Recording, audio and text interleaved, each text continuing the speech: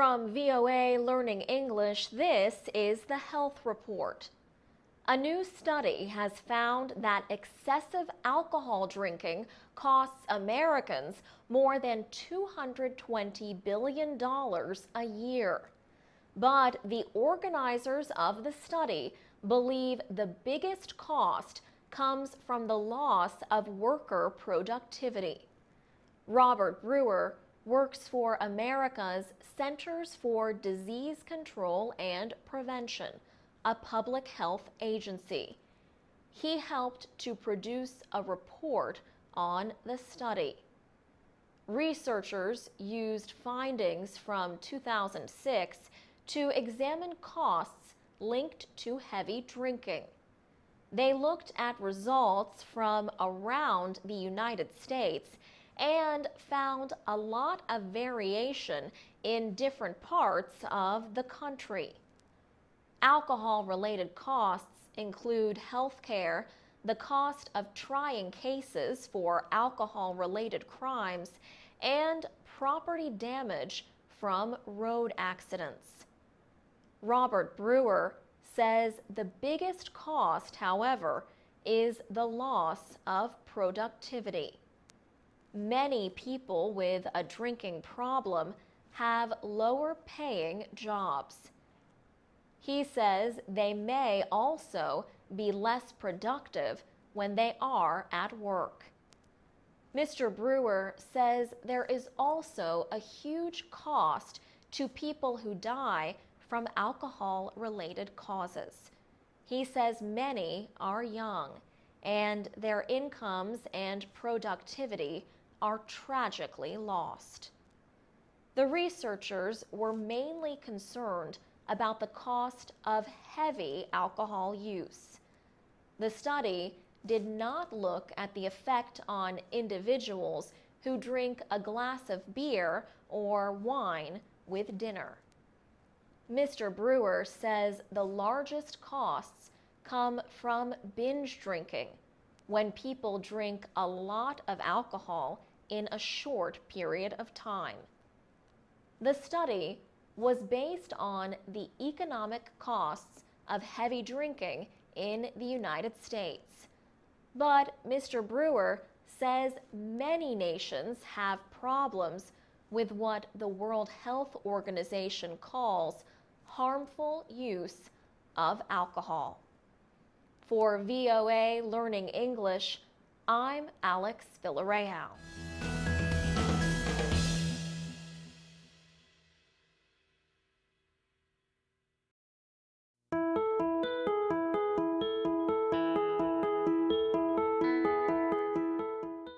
From VOA Learning English, this is the Health Report. An international team of researchers has developed a drug that could help in the treatment of post-traumatic stress disorder. PTSD is a mental condition that can develop when someone experiences a disturbing event or series of events. People who suffer from it experience increased anxiety, depression, and may have problems with their memory. Scientists say the drug could be given to someone immediately after a trauma to prevent the development of PTSD. Raul Andero Gali is a researcher at Emory University in Atlanta, Georgia, who studies PTSD. He says it is the only mental disorder with a known trigger, such as a car accident or armed conflict. This means researchers have a better chance of finding a treatment. Dr. Gali and researchers at several other institutions have worked to find a gene linked to PTSD. They found a gene called OPRL1, which releases a protein receptor in the brain of some people under stress. Dr. Gali says this receptor can cause people to experience symptoms of PTSD. The researchers experimented on mice to develop a drug that blocks the receptor and reduces anxiety and fear. Dr. Ghali says investigators tested the drug called SR8993 in mice trained to fear an electric shock whenever they heard a specific sound. The mice became stressed when they heard the sound. Dr. Ghali says immediately after the sound and shocks, some of the mice were given SR8993. Others were given a placebo, an inactive substance. Dr. Ghali says the mice that got the drug showed less fear to the tone. He adds, however, that more work is needed to find out if it is effective in humans. For VOA Learning English, I'm Carolyn Presutti.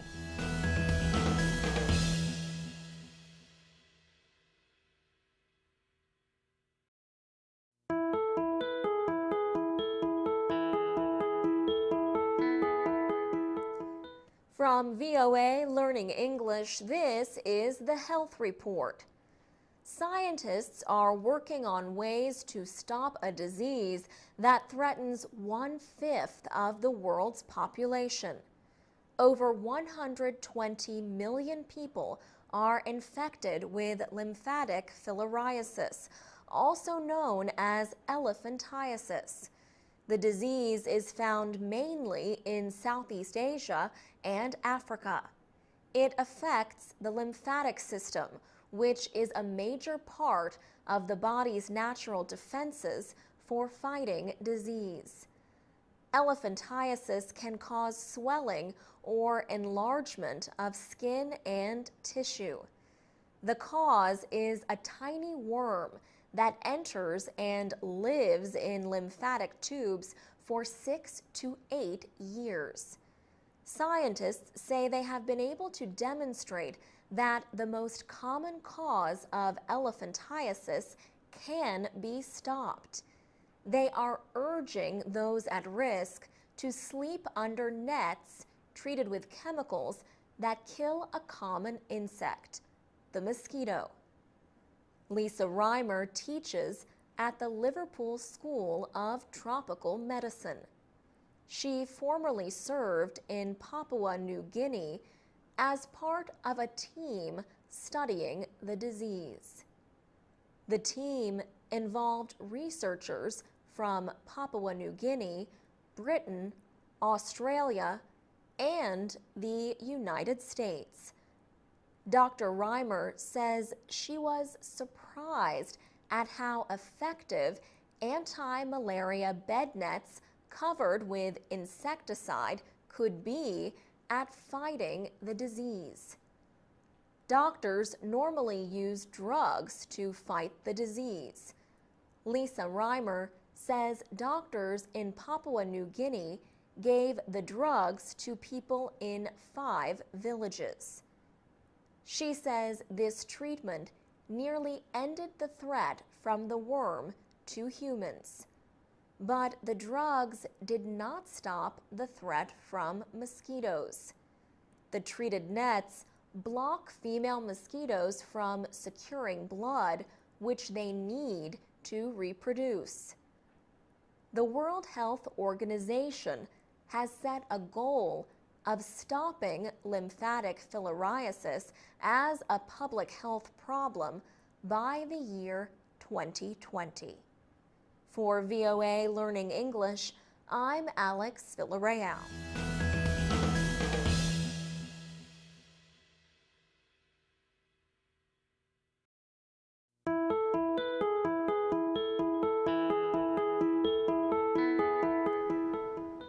From VOA Learning English, this is the Health Report.